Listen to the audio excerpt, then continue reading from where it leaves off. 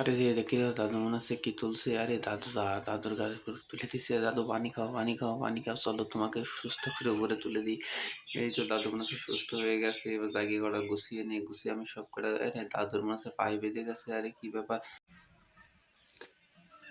আরে বাবা, আরে হারামজাদা, দাঁড়া তো, দেখছি তুই আমাকে মেরে ফেলে দিলি, দাঁড়া তোর মেরে পুঁতে ফেলবো আমি, তুই আমার চিনিস? এই তো দাদুর সাথে আলো আছে, ও কাদা করে ছড়ে। আরে কি ব্যাপার, কাদা কোথায় গেল? আরে দাদুর মুখে লেগেছে, দাদু তো মনে হচ্ছে এবার মারবে আমার, ধরে মনে হচ্ছে নাকি, কি বুঝতে পারছি না। আরে হারামজাদা, চোখে দেখিস না, মুখে মারছিস আলো, ভালো করে পরিষ্কার কর। এমবে পরিষ্কার করলে কি হবে? আরে দাদু তুমি চিন্তা করো না, দেখো আলু কটা কি সুন্দর করে ছুলে ফেলেছি, এ দেখো দেখো আলু সব চুলা হয়ে গেছে, কত সুন্দর করে আমি ছাল ছুড়িয়ে ফেলেছি। আরে হারামজাদা, তোকে আলো তুলতে বলেছে? আলো কি ছাল ছড়াতে বলেছে আমি?